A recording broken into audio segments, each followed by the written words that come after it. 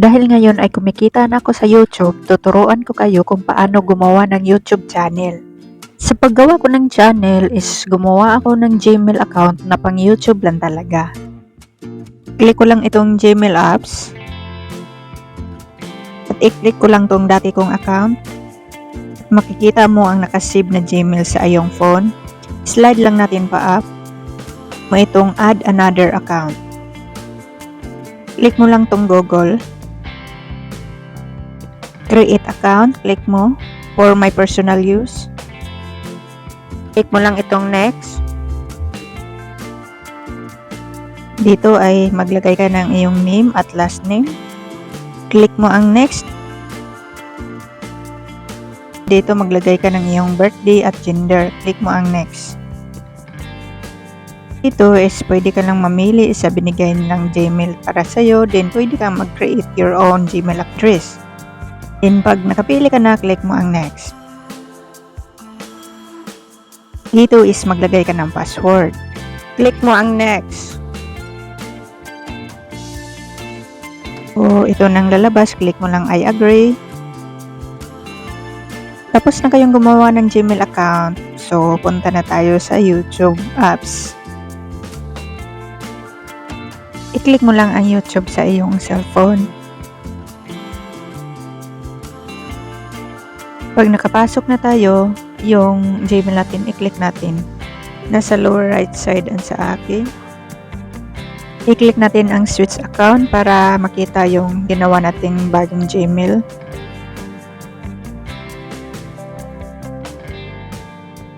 Hanapin ko lang dito, slide ko lang pa up. So sa baba, i-click ko yan. At pagkatapos, i-click ko yung bago kong Gmail, yung circle. Sa lower right side nakalagay sa akin. So, ito na. Gumawa na tayo ng create a channel. First, lagyan muna natin ng picture itong ating Gmail. Mamili ka lang kung anong ilagay mo. Sa akin, ito na lang. Okay ka na sa picture mo, save as profile picture. I-click mo yan. Second, sa paggawa ng channel is automatic may name dyan nakalagay. Pwede mo yang palitan. I-click mo yan ang pencil. Pag okay na, i-click mo yang create channel. Next is sa pag-upload naman ng video. Dapat may nakasave ka ng video sa iyong gallery. Nakita mo yung plus sign sa baba, i-click mo yan. At mapunta tayo sa ating gallery or photos. At ito, mamili na tayo sa ating i-upload. Yan ang i-upload ko. I-click ko lang yan. So, dito na tayo. I-click mo yung done. Processing na siya. Dito is pwede ka maglagay ng text, trim, o filter, voiceover, or sticker. So, pag okay na, click mo lang yung next. Sa pag-upload pala ng ating mga video, 15 to 60 seconds is i-upload nyo yan sa short. At kung 1 minute pataas na yung video nyo, so upload nyo yan sa normal. Huwag na yun sa short. Since ang video ko is 18 seconds lang, so automatic sa short siya na-upload. At dito is maglagay tayo ng title.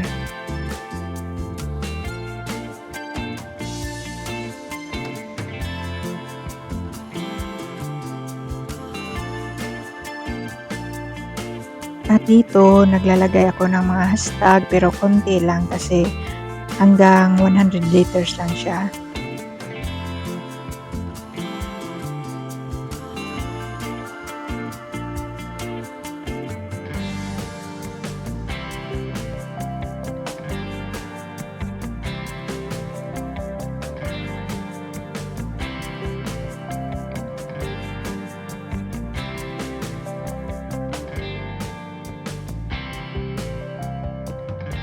So, nakita nyo, nagre-read na siya. Hindi na siya pwede.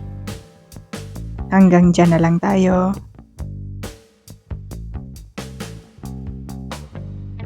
Then, i-highlight ko yan lahat. Then, i-copy. Click ko ang copy. para hindi na ako magta-type sa description. Ilagay ko yan sa description.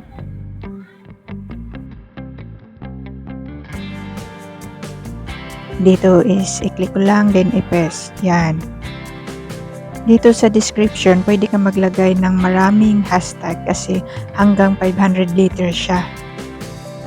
Click ko na lang itong upload shorts dahil sa YT Studio natin yon tatapusin.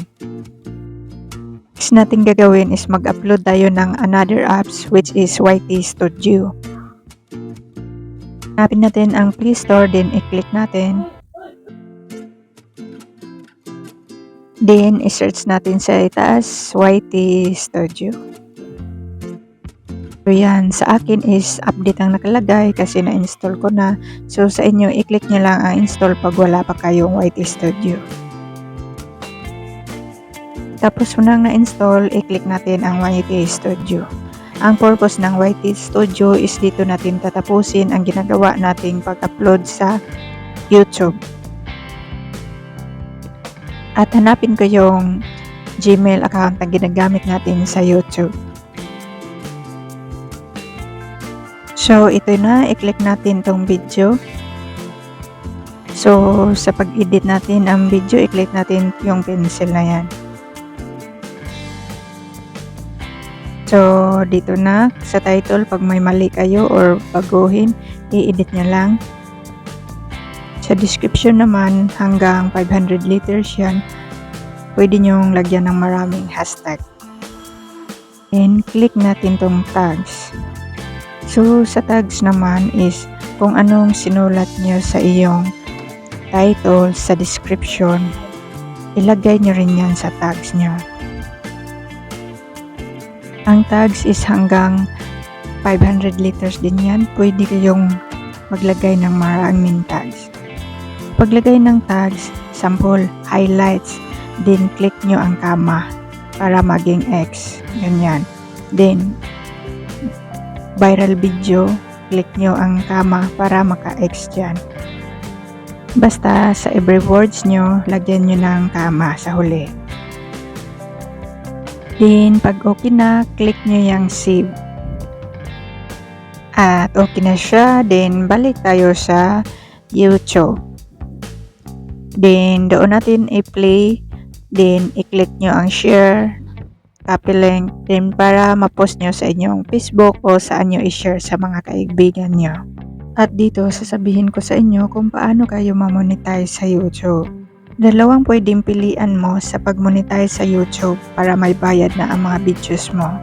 Number 1, dapat na may 1,000 subscriber ka at 4,000 hours within 1 year or 12 months.